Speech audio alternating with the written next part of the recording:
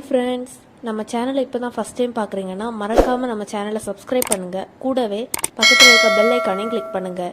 வாங்க ஃப்ரெண்ட்ஸ், வீடியோக்குள்ளே போகலாம்.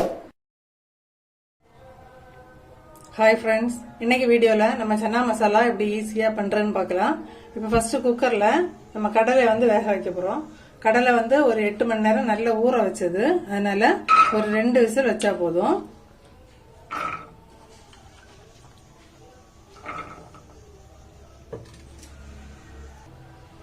இப்போ கடலை முங்குற அளவுக்கு தண்ணி ஊற்றி கொடுத்துக்கோங்க.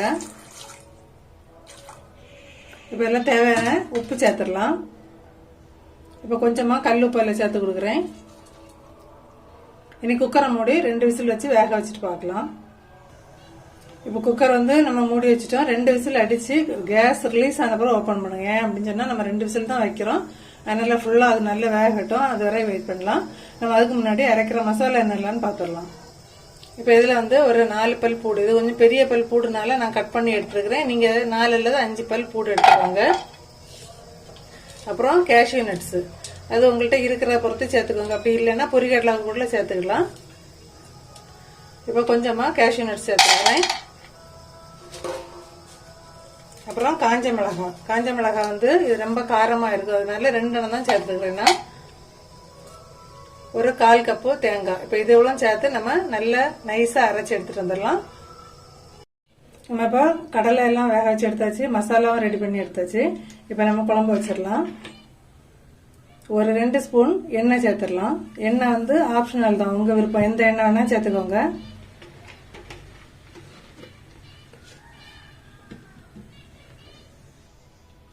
இப்போ ஃப்ரெஷ்ஷான பிரிஞ்சி இலை இருக்கிறதுனால இப்போ 2 அல்லது 3 பீஸ் எல்லாம் சேர்த்துக்கிறேன். ஒரு 3 பெரிய வெங்காயம், மேக்ஸிமம் எவ்வளோ பொடிசாக உங்களுக்கு கட் பண்ண முடியுமோ அவ்வளோ தூரம் கட் பண்ணி இப்போ அதில் சேர்த்துடலாம். உங்களுக்கு குழம்பு எவ்வளோ தேவைப்படுதோ அதுக்கு தக்கன கொஞ்சம் வெங்காயம் கூடுதல் வேணும்னா கூடுதல் எடுத்துக்கோங்க. நான் இப்போ 3 பெரிய வெங்காயம் கட் பண்ணி எடுத்துருக்குறேன். அது ஒரு நிமிஷம் நல்லா வதங்கி வரட்டும், அப்போ தான் குழம்பு நல்லா இருக்கும்.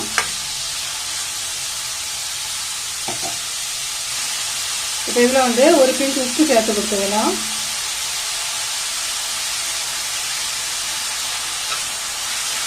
ஒரு நிமிஷம் நல்லா வதங்கணும் கூட பார்க்கலாம். ஆனியன் இப்போ கொஞ்சம் கலர் சேஞ்ச் ஆகி குக் ஆகிட்டு பாருங்க. இந்த டைமில் 1 டீஸ்பூன் இஞ்சி பூடு பேஸ்ட் அதில் சேர்த்துடலாம்.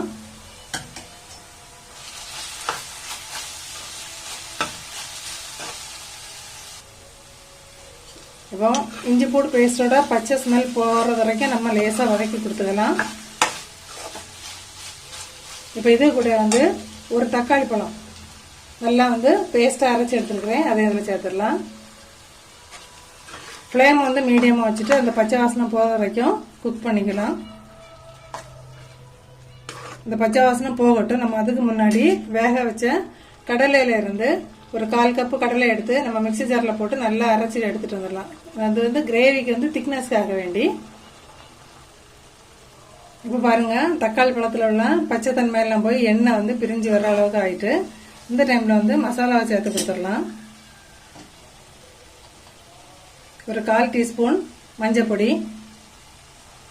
தனி மிளகாய்த்தூள் 1 டீஸ்பூன் சேர்த்துக்கிறேன். நீங்கள் காரத்துக்கு ஏற்றாப்புல உங்களுக்கு எவ்வளோ தேவையோ அதை சேர்த்துக்கோங்க. அப்புறம் 1 டீஸ்பூன் மல்லிப்பொடி, அப்புறம் ஒரு 1/4லேருந்து ஒரு 1/2 டீஸ்பூன் உள்ளாடி, ஒரு 1/4 டீஸ்பூன் தான் நான் இப்போ சேர்த்துருக்குறேன் கரம் மசாலா பொடி. இப்போ இதுவும் சேர்த்துடலாம். இப்போ மசாலா பச்சை வாசனை போகிற அளவுக்கு நம்ம மிக்ஸ் பண்ணிக்கிறோம். இப்போ சப்போஸ் உங்களுக்கு கலர் கொஞ்சம் என்ஹான்ஸாக வேணும் அப்படின்னு சொன்னால் நீங்கள் காஷ்மீரி சில்லி பவுடர் அது வேணால் சேர்த்துக்கலாம். நான் இப்போ அது எதுவுமே சேர்க்கல. இப்போ ஒரு நிமிஷம் நம்ம மசாலா நல்லா மிக்ஸ் ஆகட்டும், அது வரை வெயிட் பண்ணலாம். அந்த பச்சை வாசனை போகணும், அப்போ தான் குழம்பு டேஸ்ட்டாக இருக்கும்.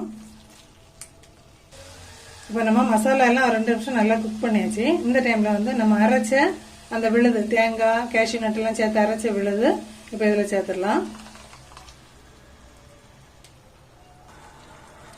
இப்போ இந்த டைமில் நம்ம குழம்போட திக்னஸ் பார்த்துக்கோங்க, உங்களுக்கு எவ்வளோ வேணும் அப்படின்னு சொல்லிட்டு பார்த்துக்கோங்க. இப்போ சப்பாத்திக்கு அப்படின்னு சொன்னால் கொஞ்சம் குழம்பு கூடுதலாக இருந்தால் நல்லாயிருக்கும். பூரிக்கு அப்படின்னா கொஞ்சம் கம்மியாக போதும். இப்போ நான் ஒரு 1/2 கப்லேருந்து 1 கப் வரையும் தண்ணி சேர்த்து கொடுக்குறேன். தண்ணி வந்து கடலை வேக வச்ச தண்ணி எடுத்துக்கோங்க. இப்போ இது குழம்புக்கு தேவையான உப்பு சேர்த்து கொடுத்துடலாம். நம்ம ஃபர்ஸ்ட்ல இருந்து உப்பு எதுவும் சேர்க்கல, இப்போ தான் குழம்புக்கு தேவையான உப்பு சேர்த்து கொடுக்குறோம். இனி வந்து 2 நிமிஷம் நல்லா கொதி வரட்டும், அது வரைக்கும் வெயிட் பண்ணலாம். இப்போ குழம்பு வந்து நல்லா கொதி வந்துச்சுட்டு பாருங்க.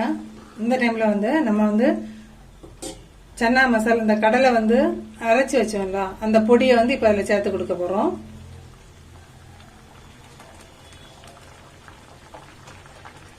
அது கட்டியால் எதுவுமே இல்லாமல் நல்லா பொடிச்சு அதில் சேர்த்துடலாம்.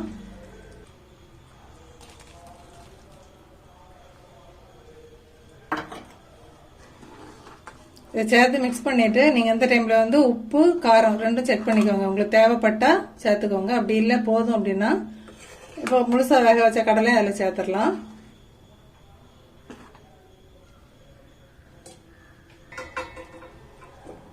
நம்ம இப்போ வந்து முழுசா வேக வச்ச கடலையும் கூட அதில் சேர்த்துடலாம்.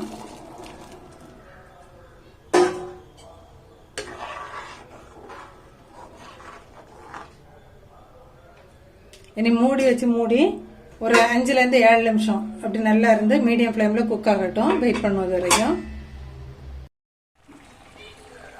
பாருங்க, சன்னா மசாலா கிரேவி வந்து நமக்கு வந்து சூப்பராக ரெடி ஆயிருக்கு. எண்ணெய் எல்லாம் பிரிஞ்சு நல்லா திக் ஆகிட்டு பாருங்க. நம்ம ஒரு 7 நிமிஷம் மீடியம் ஃப்ளேம்ல வச்சு ரெடி பண்ணி எடுத்தாச்சுப்போம். இப்போ லாஸ்ட்டாக வந்து நான் மல்லி இலை விருப்பப்படுறாங்க, மல்லி இலை போட்டுக்கோங்க. நான் வந்து கொஞ்சம் ஃப்ரெஷ்ஷான கருவேப்பிலை தான் மேலே போட்டுட்டு சர்வ் பண்ண போகிறேன். இப்போ நம்ம இதை வந்து சப்பாத்தியோட சர்வ் பண்ணிடலாம்.